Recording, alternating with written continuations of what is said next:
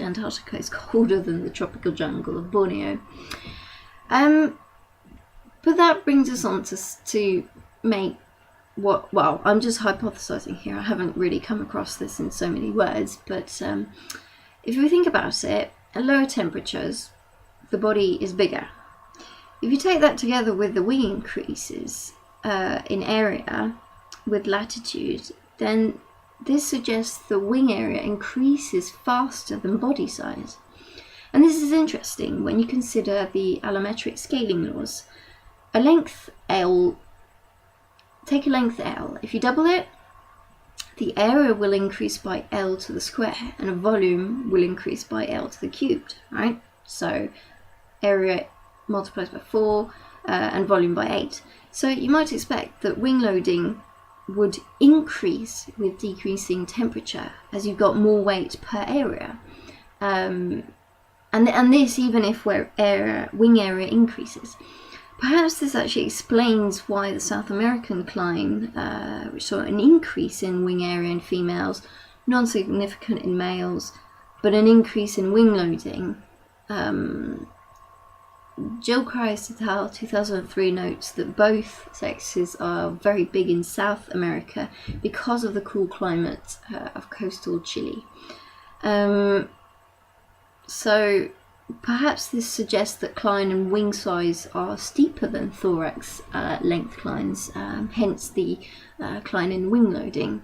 So you've got plasticity overcompensating. Now, we've seen that there are clines that are very similar across the various continents, but there are different ways of achieving them. So the whole wing seems to be what natural selection acts upon, not the individual subcomponents of the wing, so compartments, shall we say.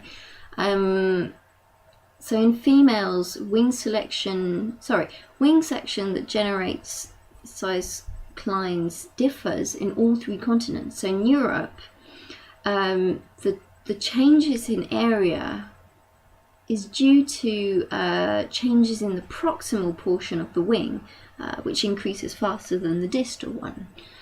In North America, it's the distal part of the wing that increases faster, whereas in South America, both parts increase significantly. So an interesting conclusion to draw from these studies is that the trend holds true along various continents, but the means by which it is achieved is not. Selection acts on the whole wing, not cell size or number individually. Now, why do clines exist? It is thought, but it has not been demonstrated convincingly that wings are adaptive. If we go with the adaptive hypothesis, then clines appear to be a balance between the conflicting selective pressures for improving flight performance, and then, on the other hand, for larger size. I'll come into those a little bit more detail. So, the aerodynamic pressures are acting for larger wings. From a flight point of view, if the surrounding air is less dense, then flyers need to compensate for a reduction in lift by increasing the surface area of the wings. This is a direct consequence of the Reynolds number formula, as lower temperatures increase dynamic viscosity mu, but also density rho increases. I'm guessing they don't quite cancel out then, because if we remember rightly, the Reynolds formula is rho times u, the times L and the whole thing over mu, where rho is the density of the fluid, u is the velocity of the fluid, and L a characteristic linear dimension, so in this case it would be the chord of the wing, and mu is the dynamic viscosity of the fluid. So yeah, not entirely sure about that one, but definitely for a given weight, lower wing loading is better, as you've got more lift per unit of weight. Also, cold muscles generate less power per wing beat, so an increase in wing and or a reduction in mass is good, resulting in lower wing loading, and that increases migratory ability, finding resources, and possibly escaping predation, but do see Coombs et al. 2012 on that matter, where Drosophila and Melanogaster are concerned. Finally, higher aspect ratios are thought to have smaller induced drag, so overall you would get more net lift in theory. Now, those were the aerodynamic considerations that would select for a larger wing size, and well, a lower wing loading. And then on the other hand, you've got selective pressures to increase body size generally. So an advantage of being large means that for females, they're able to lay more eggs. However, advantages or disadvantages of being larger include longer life. So Hoffman et al. 2007, McCaban, Partridge 1997. But Hoffman et al. 2007 also points out that at higher temperatures, small flies have a higher survival rate, but at high latitudes they're more efficient during their development, so large size. So you've got a bit of a conflict between developmental time and size. And then obviously if you're larger, you're heavier, so it's worse from an aerodynamic point of view.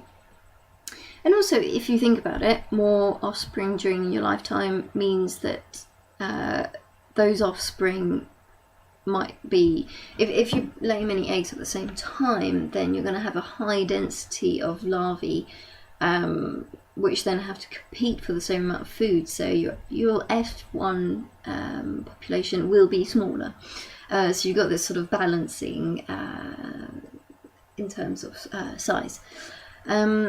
And it's thought that being larger confers a mating advantage for males, but that's not entirely obvious, and why is not which one came first is not entirely obvious. There are different hypotheses around temperature and the effect on mating fitness of males. So the first of the four hypotheses is the size advantage hypothesis, where males being bigger should win against other males, slightly smaller males, whatever the temperature.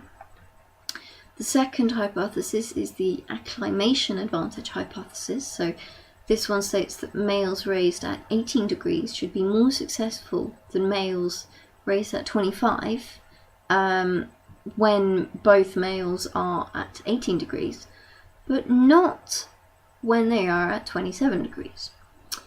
The third hypothesis is optimal developmental temperature hypothesis. So flies raised at 25 degrees are physiologically more vigorous and perform well under diverse environments.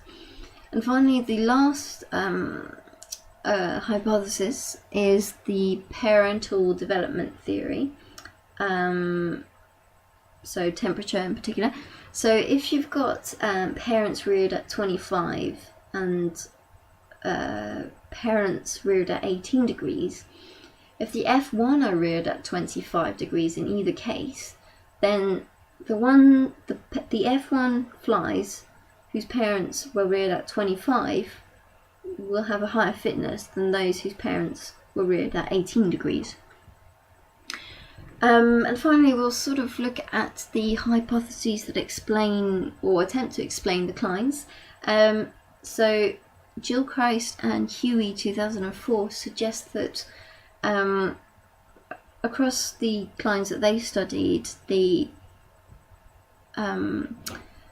first there were non-flight factors push for the rapid evolution of large size at lower temperatures, and then selection secondarily